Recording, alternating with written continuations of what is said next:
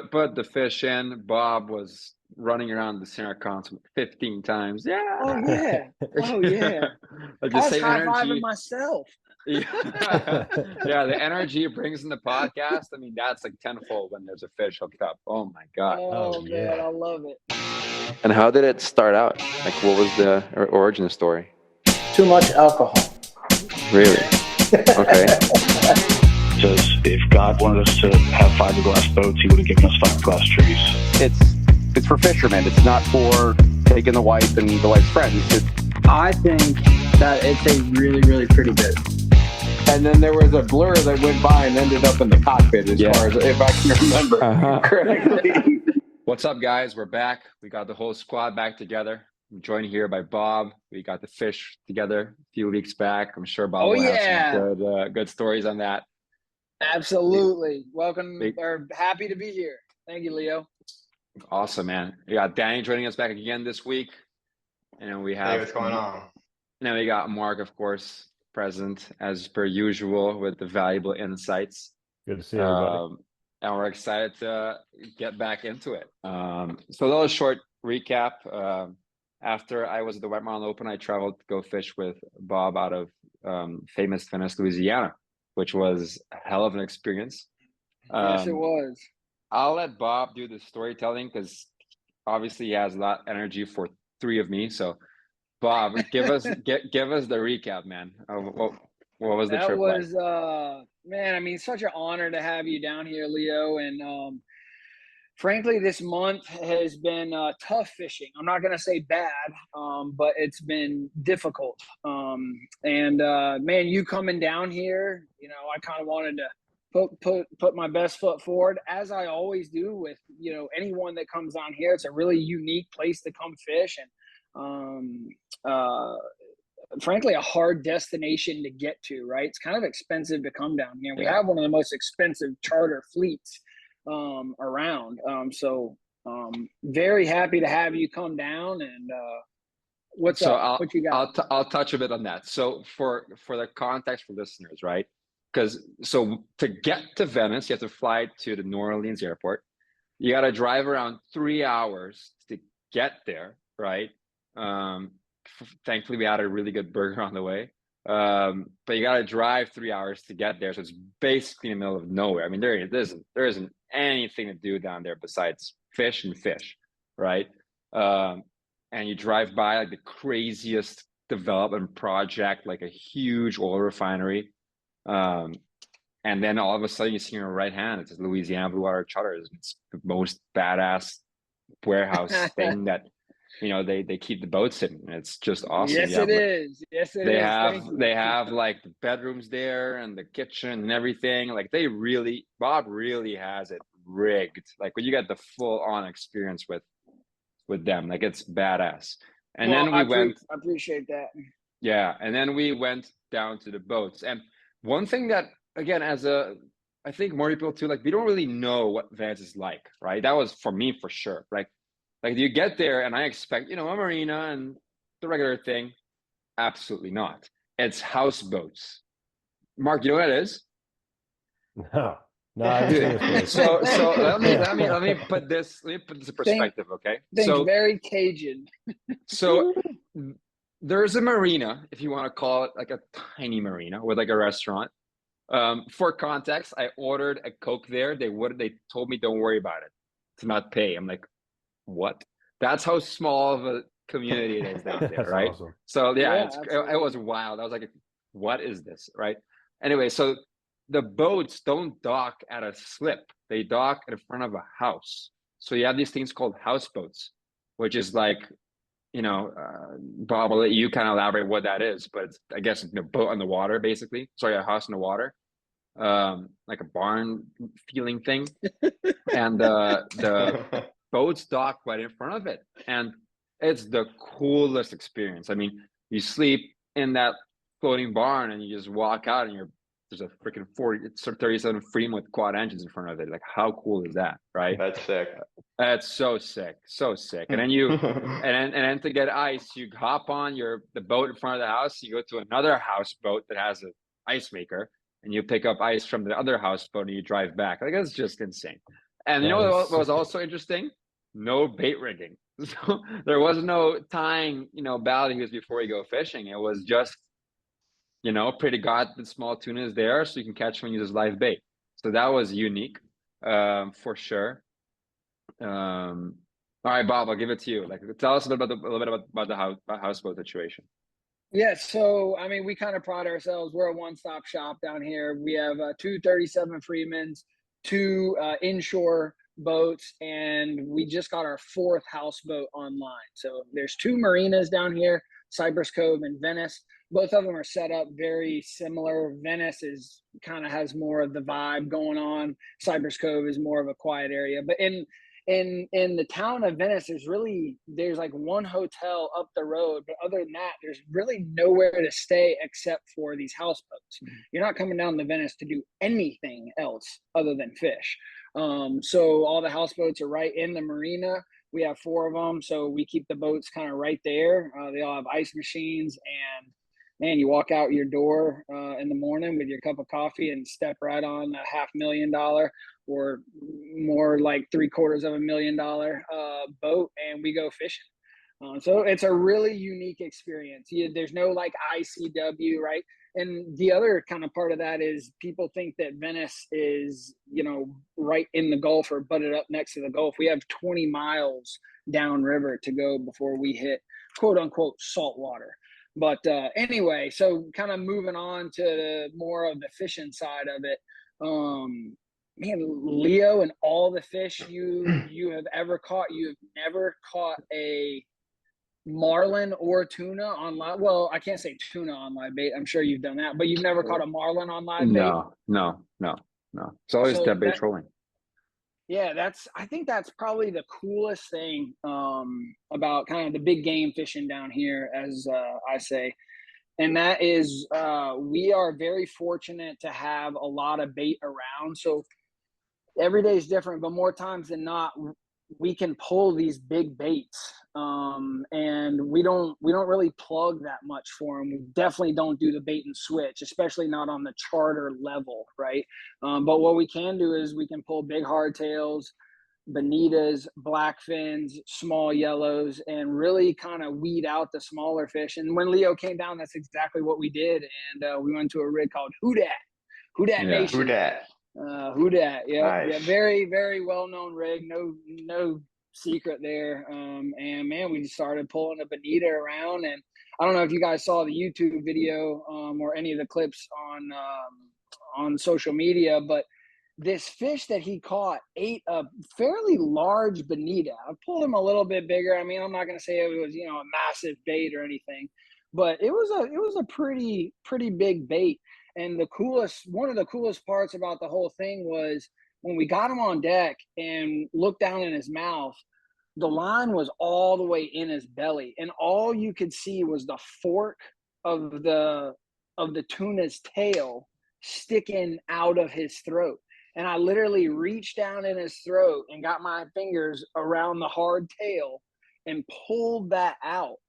And the hook was never in the 210, 205 pound tuna that we caught. It was never in him. He choked on that bait. And because Leo did such a good job on the rod, keeping the line tight, we were able to catch that fish. And technically, I swear to you, Leo backed me up, that fish was never technically hooked. And I don't know if that matter for a charter or a tournament, probably not, but it was very interesting to say the least. Yeah, that's cool as shit. So a couple other things to note. So I was shooting a shit with these guys, right? And I noticed that, we were fishing on a 50-pound class reel, but all braid. Oh, so I'm like, Bob, you guys don't use, suffix monofilament line? He's like, what? I'm like, yeah, like mono, like what? As a main line. They don't do that, Mark. So it's just full. Why would I do that? Unreal. Yeah, braid. I guess when you're not, no beminis. Yeah, I mean, when you're fighting fish straight up and down most of the time, that I guess it doesn't. It's better to have that ability to cut through the water like that.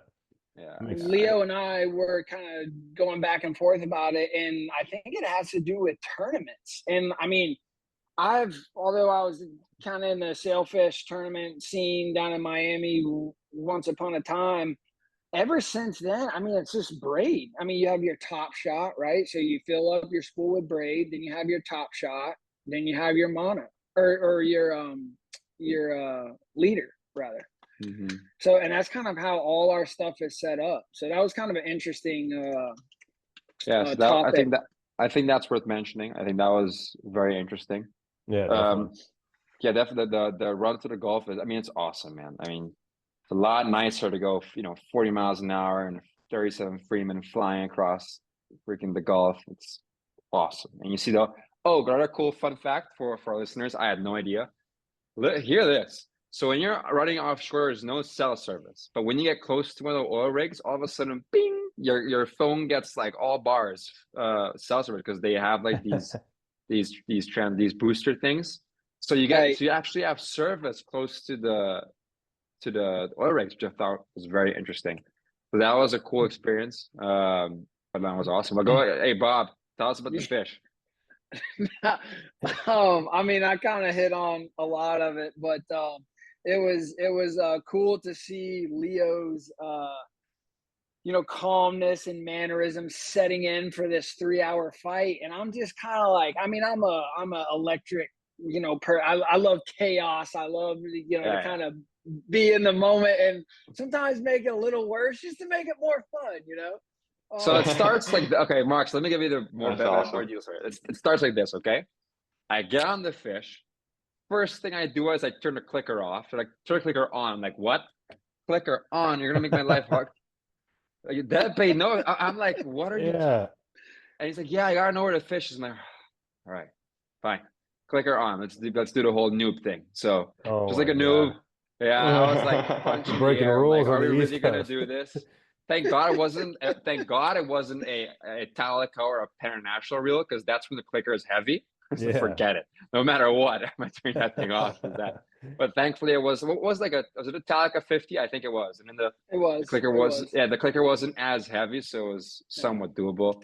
And the fish went obviously straight down. At first, you weren't sure what it was because the head cheeks weren't clear because it was hooked in the gut, right? So you couldn't really see what it was. But then as it came more up top, you could tell. And overall, the fish. Did you see the bite at all though? Or was it like it was on a live bait, nothing? Live bait, yeah, it was down. Yeah.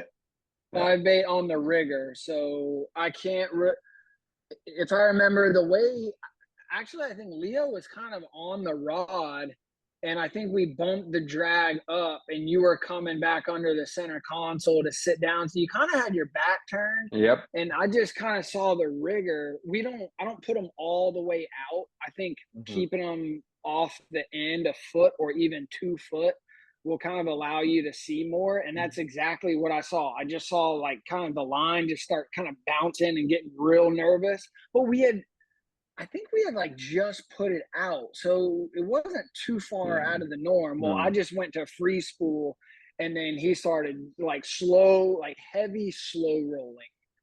Yeah, it didn't take off. When you were when you were feeding it, obviously I could see the spool go. I was like, nah, this is false alarm for sure. Then because it wasn't You never got stung. You would think a tuna would just come up and just like grab it and go down. Speed ahead. Like, he was just slow rolling. Like you could tell he was there, but it was like, I'm looking at Leo. We're all like, I mean, do we hit him? Do we like kind of give him more? Like he hasn't kicked it into second gear yet. Exactly. I really like to see that second gear, or Leo, hear that second gear. Now you know. Okay, that's a real one. Justifying it. Yeah. We have a thumb for a reason, my friend. You feel. Oh well, not everyone is as seasoned as Leo is. I'm sure you guys get some people who are super green, so I get it. But that's kind of why we do that. Bob hooked it up. Rob was bending, boat was flying forward, and fish on. So we started the fight, and I mean, I knew what I was getting into. It's probably gonna be a tuna. It's probably gonna be 2.5 hours, 3 hours. So I'm gonna have to be patient with this thing. But she behaved. I mean, she just came. It took us like an hour and 15 minutes. Yeah, which is about right. Yeah, it wasn't crazy. I mean, keep in mind though, Mark, these guys fish heavy drag. So we're talking, how many pounds drag would we have at like strike? 17, like heavy, because you were fishing thick braid. So you Right. could really put heat on that fish. What are you Right. fighting them at? I would say between 15 and 20 on average. And then like when it gets above, when we're going longer than an hour and the fish is at like 300 or 400 feet, it's like, Yeah. okay, then, but I mean, Leo's probably at an hour was at like 75 feet, and he was in a steady pinwheel the whole way up. He never changed directions on us. Once we got him straight up and down, he kind of did the textbook pinwheel and came right up. But Leo was I think he was definitely expecting a longer fight. We talked about it a little bit. I don't know if maybe he was fighting weird because of the way he was hooked, right? Mhm. Like down in the belly, like sure. he has this huge bait in For there, and sure. it's like pulling on him weird. That stands to Sometimes we'll reason, kind of sometimes we'll kind of chalk that up as man, that fish fought weird. Oh well, it's because he was hooked weird. Yeah, I mean, Yeah. you hook a blue marlin in his pec fin. I mean, or tail wrap it or whatever. If it's not hooked the way it's supposed to be hooked, it usually is fucked up. That makes sense. Yeah. Very, very was fortunate smooth. to get that one. It was smooth. It was smooth, and it was funny because, again, I was strapped in and ready to go. 3 hours, right? So I'm fishing a thing, and the captain of the boat, who's Bob's partner, he goes, "Yeah, it's at 150 feet." I'm like, "Don't tell me. Don't tell me. I don't want to know." Because before you know it, just dumps everything, right? So like, Yeah. but thankfully it just kept coming up. I mean, we were putting a lot of heat in that fish for sure. Like we were at way past strike, finger on the spool, and Yes, I think we're well into the 20s, 23 yeah. I'm gonna fall short of 25, but 23 is probably pretty accurate. Yeah, definitely, all 4 fingers on the spool, holding it, doing the whole thing, and she came in. I mean, it was huge. I mean, it was definitely big. I definitely think Big it was fish. bigger than we had expected. Yeah. Really big. Yeah, it was super big. big. Yeah, man. Yeah, so hey, I got a question for you. If you guys remember on the picture, Leo too, I mean, it was a 200-pound fish. His bottom sickle was fairly freshly taken off, I'll say. Saw that. Okay. Mhm. What in the world is going to take a sickle off a tuna that's that big? Dude, a 18 and a half foot mako. That's what I'm like. I can't. It blows my mind. Like, is there a 1,300-pound marlin rolling around that's trying to eat a 200-pound, tuna, or like what is going on? How do you lose a sickle fin on a fish that big? I don't know. It does look. And it could I'm be looking anything. at the picture now. Yeah, here we can show the people. Yeah. There we go. It was and that was fresh. Yeah, It was. You can see red on it. It was healing. It was healing. Yeah, but I thought that was interesting. But the fish in, Bob was running around the center console 15 times. Yeah. Oh yeah. Oh yeah. Like I was high-fiving myself. Yeah, the energy it brings in the podcast. I mean, that's like tenfold when there's a fish hooked up. Oh my god. Oh man, I love it. No, it was a great time. It was a great time. We caught it. Then we tried looking for another one or a marlin or something, but it ended up not working out. We went to Tinkerbell, which is cool. Crazy yellow oil rigs. Yeah, that was very cool. All the oil rigs down here are all like completely different. I mean, talking about the 2 rigs that you saw, Houdat is a 4-legged massive rig, and then just a couple miles south of that is a single spar, much smaller rig. But man, those things go through the hurricanes and everything. They don't move them. It's wild. One of the coolest things about fishing, and I think I speak for most guys who are passionate about it, is the things you get to see and the people you get to meet, right? But you learn all these weird random things. You could be you could be like an old grandpa one day and be like to the grandkids, like, did you know that there's this rig called Tinkerbell, or did you know that there's cell service? You know what I mean? And like have all these weird stories. Like it's true for everywhere I've been. Like and everyone that I fish with, is you see things, and you learn. It's small details, but it's interesting stuff. What Leo, else? I'll actually jump on that. Talking about details, you came to Venice, and that might have been your first catamaran that you've been on.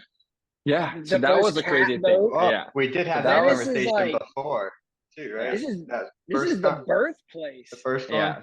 So there's in Venice there's a few things. I'm obviously joking here, right, for the record. But there's God all the way on top. And right below it, there's this guy called Billy Freeman. There's Billy. There's And Billy. there's Billy Freeman.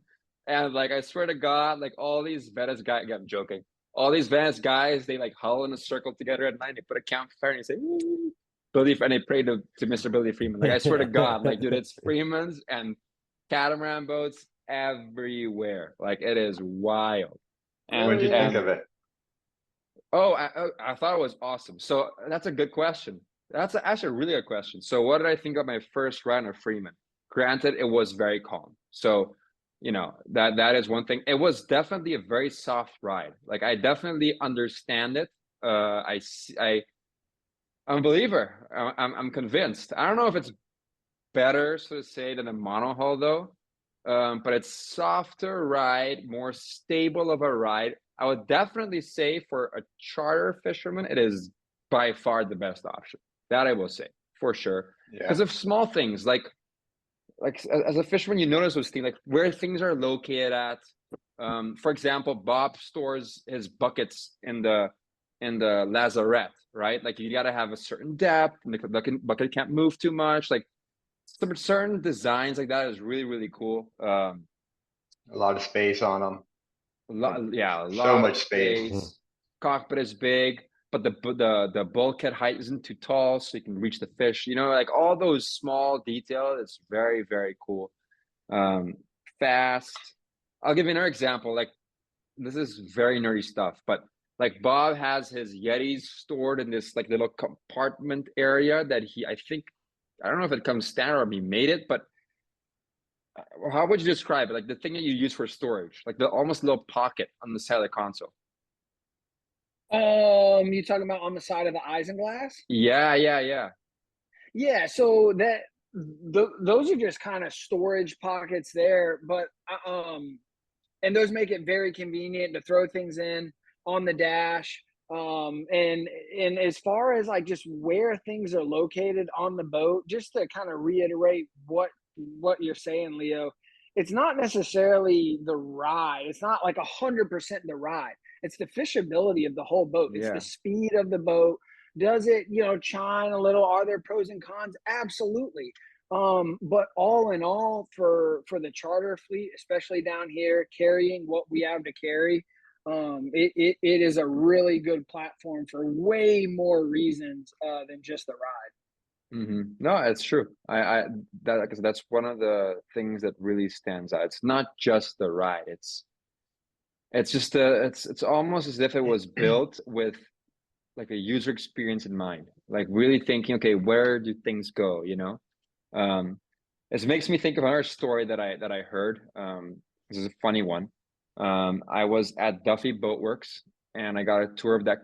It's a custom boat building company in Ocean City, and the guys who are building a boat there is called Mama C. Mark, you know that boat, right? Oh, vaguely, yeah. Vaguely, yeah. But so no, they sent one of the Duffy Boatworks employees to fish on the Mama C, the existing 60 bayless, to measure certain things. So that it's like the same.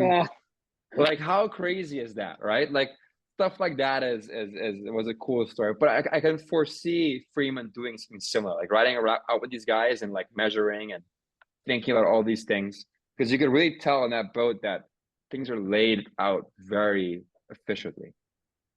Absolutely. Yeah, and I know it doesn't take a world-class boat builder. I mean, we've all done it. You're sitting on your buddy's, you name it, boat, whatever it may be, and you're like, they could have done that better. Like, why did they put this here? It's a lot of the stuff is just really intuitive, but you don't think about it until it's something you can physically, like, oh shit, we should have put that drawer on the other side. You know what I mean? So being able to piece those things together and actually execute them like some of these really top end builders have done, it's impressive because it's that's badass. Making it so streamlined. It's badass. All that said, Dan- super cool, but I will live and die praying to the people who invented Contender. Because I was telling Bob, like, Freeman's badass, sick, but dying by my sword, man. I'm dying on that hill. It was cool, but yeah, it was cool to see. I mean, there's just catamaran boats there, man. A lot of cat boats, aluminum ones. Never seen that before. Aluminum cat boats. There seems to be a new aluminum cat builder coming out every other month or so. There's so many different aluminum cat boats. I can't even keep them all What's straight. the benefit of like aluminum one? Or is there? You ride it hard, put it away wet, baby. I mean, it's just kind of, it ain't got the fit and finish. You ain't got to worry about it. Oh, it's cracked, weld it. Oh, that's weld it. Oh, that's, Sounds more of like a pain. It's got its pros and cons. I'll say I'm sure there's reasons for them and a place for them. I'm just not a fan of them. Some people call them beer can boats. But I mean, there's some nice ones out there too. These guys, I mean, I swear, every time I get on Instagram or the internet, I see a new cat boat, and some of these new aluminum cats now are coming out amazing. Like, you can't even tell that they're metal, right? Danny, one question I wanted to ask you, because I've been in the South Florida scene. I've been out of the inlets. We've done the Yellowfins, the CVs, the contenders. Oh my gosh, I fished on a contender more down there than anything. Where are the cats down in Miami? Are you seeing more of them? Are guys looking to turn them into tournament boats, or what's your take on that? Yeah, I mean, there's more and more starting to come along. It's more at first like the guys like Nick Stanzik, obviously he's the one kind of started it down here, and then there's a lot more ever since him. But for the tournament wise, there's not many for some reason. Not really sure why. People say they don't drift right, or they don't like perform, right, because of like the wind, the big hole, the side hole with the two pontoons. I'm not exactly sure. I haven't really been on one been on an Invincible one drifting it. I feel like it's fine. I don't really see a difference really too much in the tournament wise. But I haven't been able to put my finger on why they really haven't popped off. I will say I see quite a few of them now in the Northeast. Guys run into the canyons, and actually in California, it seems like there's quite a few of them. And I know Miami's got them. I was just curious. I didn't know if maybe you couldn't turn them with the kites, or like kind of what was. They say, I haven't like done it with the kite fishing, like the cats, but they say it, because there's a lot more of them coming out. There's definitely a lot more guys starting to have them. I think they're definitely beneficial. I mean, they're fast. They can take waves a lot better. So the fishability is a lot wider. So I feel like they're really good, but there's not many down here, I feel like. They should still be pretty nimble if you're like drifting with the kites up, because you're just gonna be pivoting throttles or just giving it a bump. So it doesn't seem like when you're going forward and you turn, like with the wheel, that's when they have that weird bank, where it doesn't want to cut into the turn. It's just like stays flat. So like it seems like it should be fine in a tournament scenario, or any kind of scenario where you're kite fishing or something. I know a while ago too, like when they first came out, like that sneezing that you have when you're kind of sitting there into like big waves. That was kind of like an issue guys complain about. But then again, it's give and take. You're getting a great ride, a lot smoother of a ride. You deal with that little bit of, that sneezing coming back at you or not. You know what I think it is? Now. You know what I think it is as well? I think there's very few boat owners who are as picky as we are. And just think about it, right? Like if you go there, right? Contenders, South Florida based, CV, South Florida based, Yellowfin, South Florida based, if I'm not mistaken. Where are the other ones? Invincible, South Florida based as well. Sea Hunter, Miami based. What else we got? So all those boats, right? So it's local, right? I think that should play a role too. And I don't know what the wait times are, but I know Freeman's on for their very long wait times, right? And yeah, if someone wants to get into it, I'm just not gonna want to wait for it that long, I guess. And I Right. think that's a reason too why a lot of like the cats, the Freemans weren't as big down here. I feel like the wait list was so long too, so it wasn't as many. I mean, I know everybody on the West Coast, or not the West Coast, over there in the Gulf was getting them, and the wait list was like 3-4 years when I was hearing about it. But Yeah. I don't know if it's still like that or not, that wait list. No, I'm not too sure. I'm in the used market, not the new market. Yeah. Dude, I know those things went crazy as soon as Trump had him pull that thing onto the White House lawn. Oh Yeah. That's when God. Freeman boats really took off. Yeah, absolutely. I mean, they are quite the platform. I will Yeah. say that, but it ain't the boat that catches the fish, and we all know that. Nope.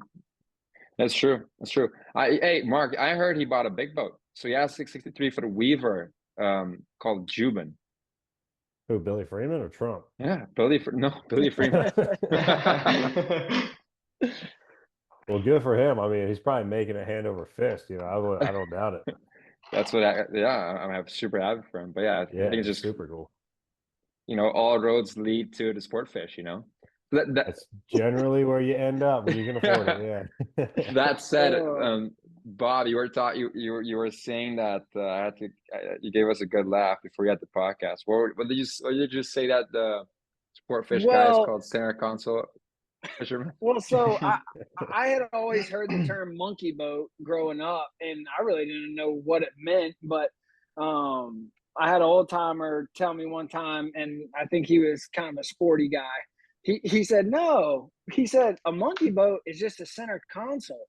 And I was like, what? He's like, yeah. Because when y'all ride out, y'all have to hang off the T-top or have your arm hanging on the T-top. We're sitting inside the parlor watching a movie, drinking coffee. I was like, that's why they call them monkey boats. So he was like, yep, that's around. it. Yeah. Yep. That's classic. But funny. no, Leo, that question kind of made me think about when we were going around Venice Marina and Cypress Cove, and there's a few sporties down here. And I was kind of testing Leo to see how much he knew. And I was like, man, what kind of boat is out there? Leo knew every single, he could just see the silhouette and know every single one. And I was just like amazed, just telling him like, dude, that's crazy. I can do that with center consoles, right? I mean, I can see, like, show me 3 feet of the bow and I'll tell you what boat that is, right? Well, that's the way Leo was. So he started asking me, well, Bob, what's that old boat over there? And I was like, dude, I don't know. And he's like, that's a Bertram, dude. You don't know what a Bertram is? Oh, man. I was like, well, I mean, now that I'm looking at it, yeah, I probably should have known that, but okay. Man, Yeah. one of the most fish killing machines ever been invented. Jesus, Oh, man. absolutely. in a staple in the charter world. Yeah, absolutely. Exactly, man. A bird. I mean, I didn't ask, what I don't know, like some a Bertram. But Jesus, like the Moppy. Like, no. I was like, it was worse. It was like a 46 or 54, like the most God. iconic models. Like, Oh God. I was like, oh Yeah, God. I did not put my best foot forward there. You gotta watch these Cajuns. But not in general. Venice it's a fantastic place. I encourage everyone. Yeah, like I said, at the end of the day, we came back to the dock. We went to go fuel at the marina. And I asked the nice lady who works there for a Coke, and she's like, "Here you go." And I'm like, "How much do I owe you?" And she's like, "Nothing." I'm like, "Say what now? Nothing? What do you mean nothing?" I mean, I ended up giving a tip for whatever the Coke was, but she was like, "Yeah, you don't have to pay me." I'm like, "What is this?" So The end of the spot. world. Yeah, Nice they way to call it run the end of the business. world. Yeah. And they call it that, right, Bob? Yeah, the end of the world. Yep. And they also call it the fishing capital of the world, but I think most places call themselves that. Yeah, a lot of I heard that about fishing South guys. Florida. Yeah, Yeah, exactly. Stewart, they call themselves the sailfish capital of the world. I don't know where they get that from. Yeah, Yeah. just whoever says it loud enough. That's Yeah. Yeah, it's like what we spoke on the last podcast, the Super Bowl of fishing tournaments, right? Yeah, a lot of that's a right. lot of Super Bowls, a lot of fishing capitals. Yeah, that's right. Yeah, that's right. Right. No, it was Well, fun. cool. What have you been up to, Mark? Man, been just working in the sun. Yeah, I got the detailing company going, making hot sauce. wet sand and holes, just taking people on boat rides. Just nothing too exciting in relation to the fishing world, but exciting in the sense of building my own little mini empire that can branch out eventually. Oh, beautiful. Absolutely. Yeah. That's super cool. Busy. That's what it's about. That's right. Danny, That's what, right. Danny, what have you been up to? I saw you fish the saltwater shootout, I think. Yeah, the showdown. Yeah, the last Showdown, one. yeah. Yeah, that was just a couple weeks ago, 2-3 weeks ago. Fishing was real slow. Yeah. Not as good as like May, June, but did all right in it. Now, what tournament is that? Is that a sailfish or is that a meat fish tournament? So there's the Sailfish series of like the tournaments, and then there's a meat series, like a summer series.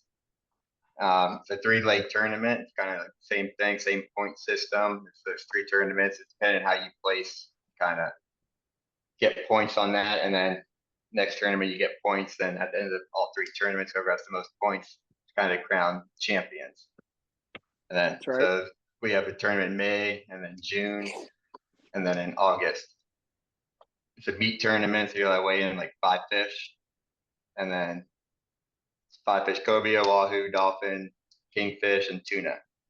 And you're allowed to weigh up to 10 fish, but no more than 4 of a certain species. It's a lot going on, but Yeah. so like, Well, you guys- laying 10 fish, no more 4 of a certain species. So if you want to weigh in 10, you have to catch 3 different species. So it's Nice. most weight, and then you fall into line from there. So at the end of the day, everybody comes in weighing in all your fish. Like in May, someone weighed in like 280 pounds of 10 fish. A lot of big fish. Yeah. Yeah. That's And So then you're the not last weighing any tournament, sailfish? no sailfish. We actually catch a lot of sailfish this time of year, but Yeah. you're trying to get them away from them because now we're using wire because all the kingfish, the wire, and then sailfish come in, you can't even get them off the line. Yeah, Where you exactly. guys- When you're not going for them, here they come, like right in the being spread, stupid, eating everything. You're like, no. Where are you guys standing in the series? Series is now or done now. I think we ended up with 9th or 10th overall. Nice. Yeah, first tournament we ended up at 22nd place, something like that. It was really good fishing, and everybody was like, if you had like an ounce less than somebody else, you were, it could be 1 place, 2 places. Wow. Yeah. Wow. Yeah, so it's some places get really close, and That's cool. you got to think about it too when you're out there gapping a fish, it could bleed out a little bit or stuff like that. So I mean, and when it's close like that, every little ounce makes a big difference. But yeah, I think we ended up with 9th or 10th overall in the series. Not great, not too bad. Not that bad. Yeah. Not bad at all. Okay. Now what's in the future? So let's go, I guess, one by one. Mark, what are you up to in the next 30 days? You have any cool trips planned? Next 30 days, discovering what our Bahamas trip is going to look like right now. We're still getting some boatyard projects done. But hopefully try to fish at some point in the next 30 days. And then got another boat that we manage, going to be coming out of the boatyard, just doing projects with that. A couple of the other boats we manage, just staying busy, keeping up with it, Okay. Yep. Bob, do you have a few days coming up? I do, yes. I think I'm rolling for the next 9 days. So I'm kind of, yesterday I was meal prepping and getting all my food down here. I live about an hour north of Venice. So kind of when I come down here for a stretch and stay at the shop that you saw, I'm getting hunkered down, and I got lots of food, and we about to fish and fish and fish and fish and fish. So you're currently inside one of these houseboats. No, I'm at my shop. Oh. I'm at my shop right now. I wish I could take y'all around to show you, but I'm at the shop right now. Just got down here. We just got the boat in the water, parked at the houseboat, all iced up, and I talked to my customers, and luckily tomorrow they don't mind marlin fishing. So all right. Most people say that. We'll see if they really mean that about an hour into it when they're asking to go do something else. But We got some rough weather coming up these next couple days. Got some rain pushed in. There's quite a few. I don't think they're hurricanes yet, or even named storms, but there are some storms in the Gulf right now that we're battling. So trying to get out in between this weather and this rain. Good shit. Yep. Danny, what you got for the season? Your season's kind of slowly warming up. Yeah, right now it's like in between. Like all that meat series just got done with today. Actually, we took the boat out of the water, getting the seakeeper put in, all new electronics, new pumps, new everything, getting ready to just kind of sail for sea. So we'll be out of the water for 6 8 weeks. Wow. Full steam ahead from there. And that's a long time being out of the water. But they're doing a lot to it. I mean, hopefully 5 6 weeks, but give or take a couple extra days. Yeah. If not a week. That's the boat yard. It'll be set. Exactly. Exactly. Damn. Bob, did you want to touch on what the are you up safety thing? to? I got a local tournament that I'm going to be fishing here. It's an annual Blue Marlin tournament, so I'll be doing that. After that, just building the company up, man, or buying new printers and just keeping my head down and just staying focused, honestly. Love it. Yeah, that's. Are Is they really kill tournaments down there? No, it's just release tournaments. Release. Yeah, just anywhere else. Yeah. Where are you at same right thing. now? I'm in Curacao right now. You're in Curacao? Yeah. Nice. Yeah, so I'm here right now, and then I traveled to Maryland in about 3 weeks from now because we're getting a new printer. Printer is gonna get installed. So there's like these gigantic printers that print all the custom boat graphics on the shirts. So I'll be flying up to see that and fishing a tournament. That's it. Your production facility is there? Mm-hmm. Yep. Nice. All distribution center, HQ staff, everything is there. Nice. Sweet. I didn't know that. Yeah. Yeah. Yep. And that's where everything happens. That's right. Yeah. That's where the pretty cool. magic happens. It's Yeah. pretty cool. Especially we have customers come in and like get a tour of the facility, or they'll come hand pick up their stuff, and instead of us shipping it to them. It's pretty cool. How far from Yeah, Ocean that's City is awesome. it? Like a 3-hour drive. Nice. Right on. Actually, not more like depending on traffic, but yeah, if there's no traffic, if you leave in early mornings, they're 3 to 4 hours. Nice. Yeah, it's Very cool. I didn't know that. Yeah, it's decently close. And there's surprised me a lot because we're in Westminster. There's some boat owners that are there. Like we have one guy that was on the Hammer time that's there.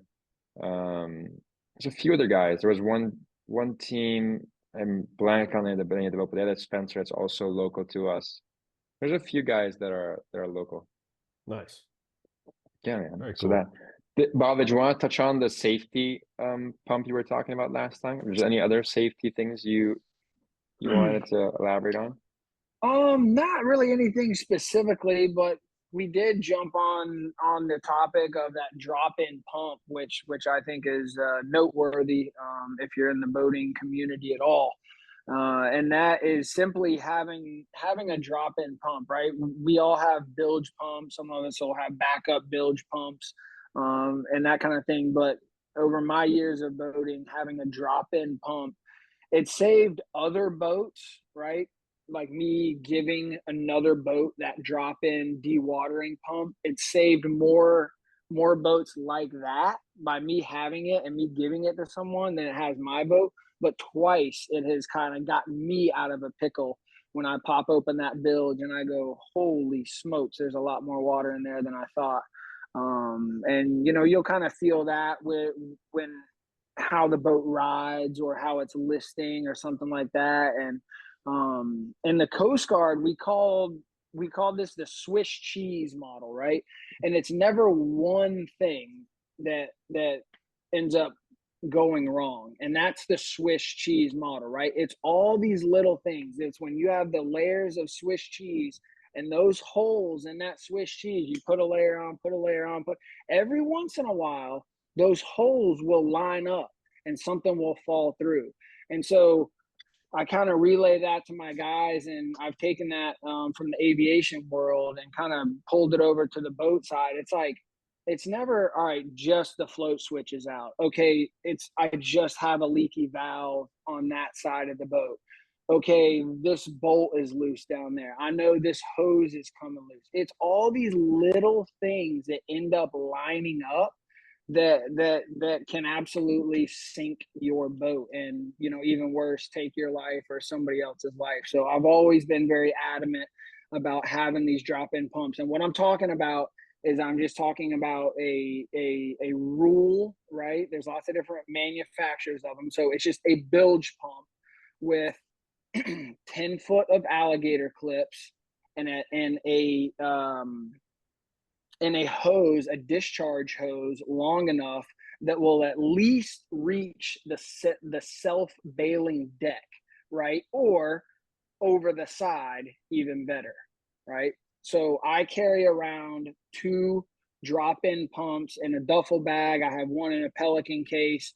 And whether the power goes out on the boat or not, right, I can go straight to the battery. And if I have any juice in there, it's going to turn that dewatering pump on. And like I said, I've had it save my ass more than once, and other people more than I can remember. That's a great idea. It is such a great idea. It's worth mentioning, yeah, all the time. I mean, Absolutely. We are getting into hunting season down here, and we do a lot of duck hunting and rolling around the river. We deer hunt out of boats, we hog hunt out of boats, and especially smaller boats that maybe aren't taken care of as much. Being able to grab this duffel bag and throw it in the mud boat when we're going down river, just in case we get swamped by a big wake, or we all get on one side of the boat. It's just it's a really, really good tool to keep you safe. Definitely. Yep. No, good shit. That's my piece on that. Did you guys want to add anything? I don't have anything to add to that. Did you guys want to add anything to that?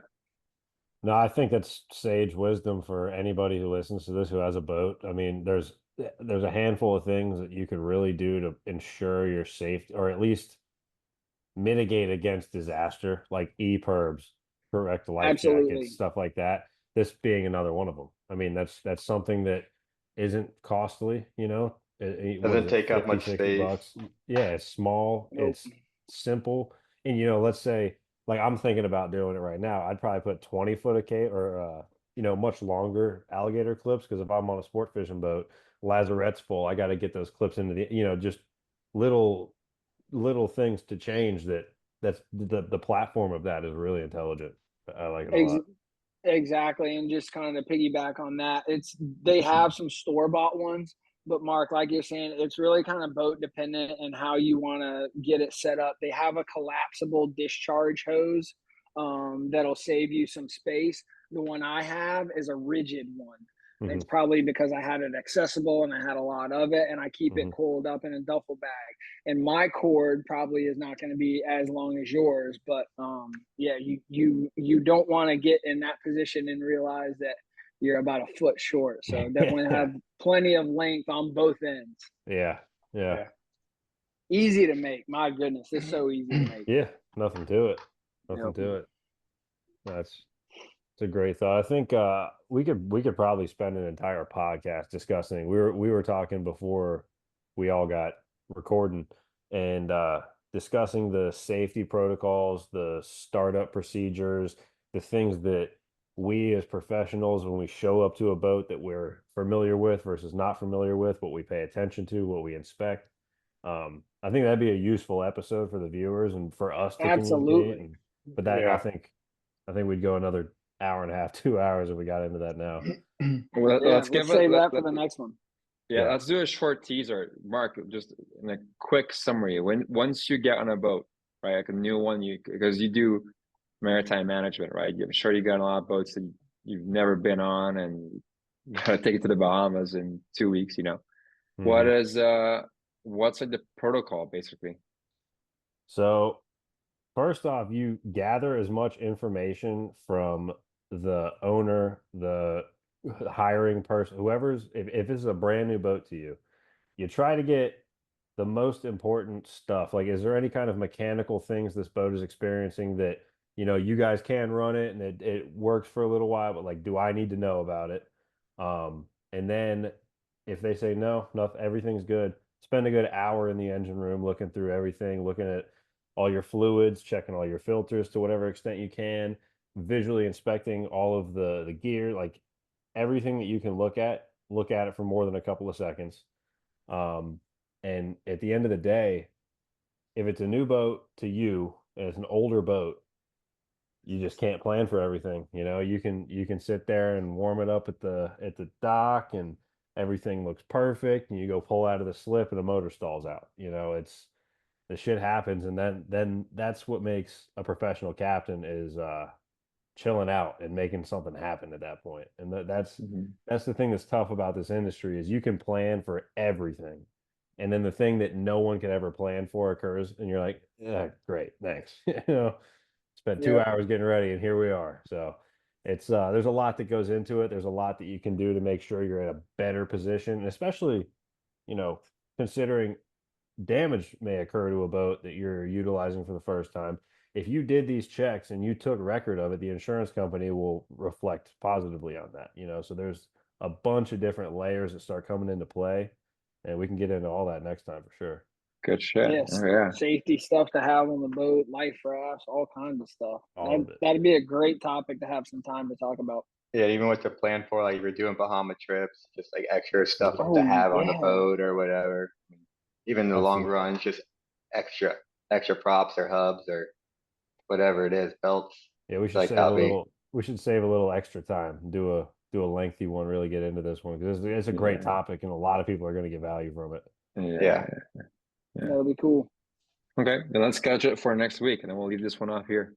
All right, gentlemen. Thank you very much. I appreciate it. Thanks for listening. It was a good one, and we'll see you next week.